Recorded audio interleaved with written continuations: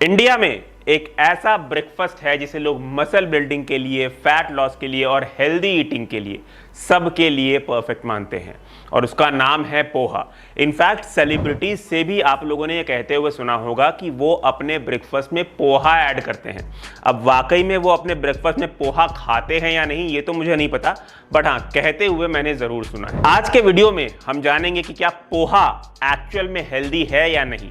First thing first, देखिए मुझे पता है कि बहुत सारी चीज़ों से आप लोगों के इमोशंस जुड़े हुए हैं, बट आज के वीडियो में हम इमोशंस या ट्रेडिशनल के बेसिस पे बात नहीं करेंगे। हम बात करेंगे साइंस के बेसिस पे, रिसर्चर्स के बेसिस पे और प्रैक्टिकलिटी के बेसिस पे।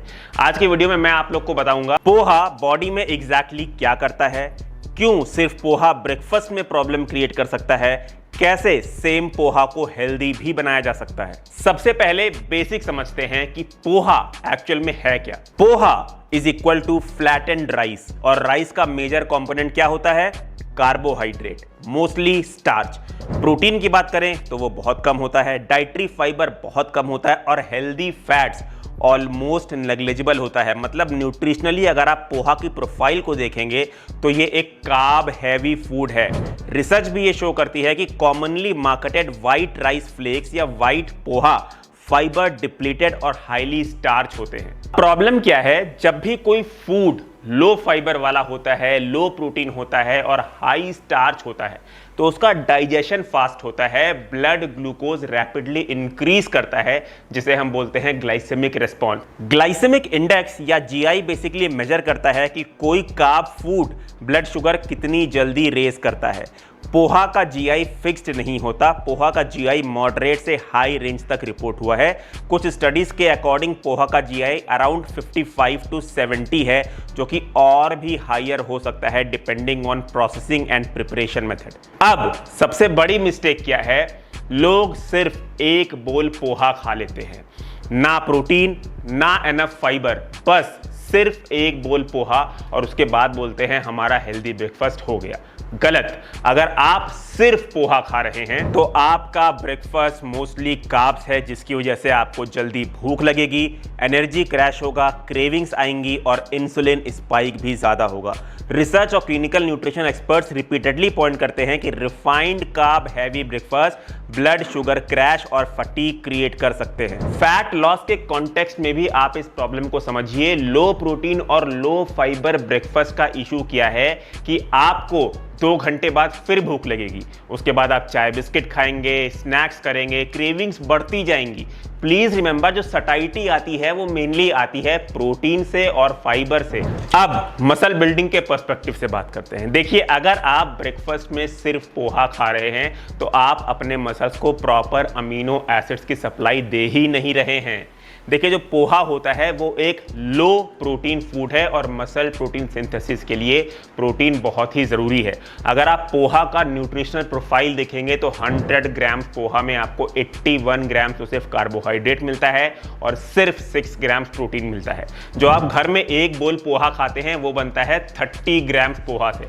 30 ग्राम पोहा में लेस देन 2 ग्राम प्रोटीन आपको मिलता है, तो क्या ही मसल प्रोटीन सिंथेसिस होगा। अब डायबिटिक और इंसुलिन रेजिस्टेंस के पर्सपेक्टिव में भी बात कर लेते हैं।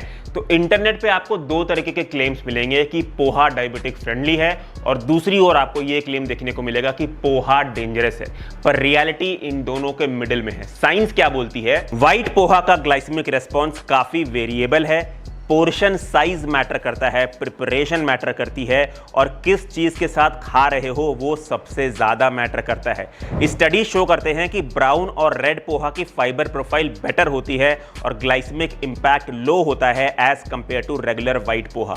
Multiple clinical nutrition sources mention करते हैं कि प्लेन पोहा खाने पर ब्लड शुगर स्पाइक्स हो सकते हैं, specially without protein and fibre pairing. तो क्या पोहा बुरा है? देखिए, पोहा कोई पॉइजन नहीं है, पर किसी भी फूड को ब्लाइंडली हेल्दी मान लेना ये एक बहुत बड़ी स्टूपिडिटी है। पोहा मोस्टली कार्बोहाइड्रेट है, अगर आप इसे इंटेलिजेंटली यूज करते हैं तो ये परफेक्टली फाइन है, पर अगर आप सिर्फ पोहा ब्रेकफास्ट में कंज्यूम करते हैं तो वो न्यूट्रिशनली इनकम्प्लीट है। और यही प्रॉब्लम है कि हमारे यहां लोग ब्रेकफास्ट में सिर्फ एक बोल पोहा ही कंज्यूम करते हैं। अब प्रैक्टिकल सॉल्यूशन क्या है, पोहा को बेटर कैसे बनाएं। अगर आप पोहा खाना पसंद करते हैं, आपको अपने ब्रेकफास्ट में पोहा इंक्लूड करना ही है, तो इसको एक बैलेंस्ड मील बनाइए। पोहा के साथ प्रोटीन को ऐड करिए, जैसे कि एग्स, पनीर, कर्ड, टोफू, या इसके साथ आप वे प्रोटीन शेक भी ले सकते हैं। इसमें आप फाइबर ज़रूर ऐड करिए, अच्छे से वेजिटेबल्स ऐड करिए, जैसे कि पीस, कैरेट्स, कैप्सिकम, स्प्राउट्स, इन सब का इस्तेमाल करके पोहा बनाइए। वो जो मार्केट में मिलते हैं ना, जिसमें पोहा में सिर्फ 2 या 3 पीसेस अनियन के पड़े रहते हैं एज अ टॉपिंग, वैसे आपको पोहा नहीं खाना है।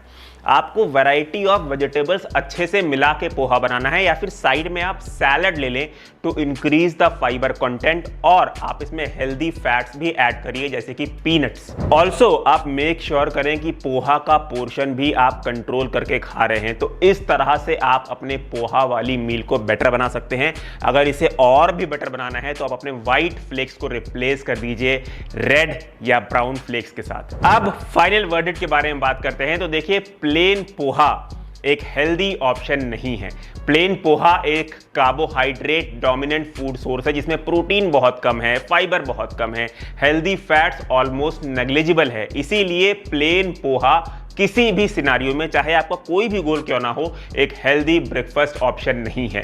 साइंस के नजरिए में कोई भी फूड इवैल्यूएट होता है उसके न्यूट्रिशनल प्रोफाइल के बेसिस पे, ना कि इमोशंस के बेसिस पे। इसीलिए प्लेन पोहा एक हेल्दी ब्रेकफास्ट ऑप्शन नहीं है, अनटिल एंड अनलेस आप इसे स्मार्टली तरीके से खाएं।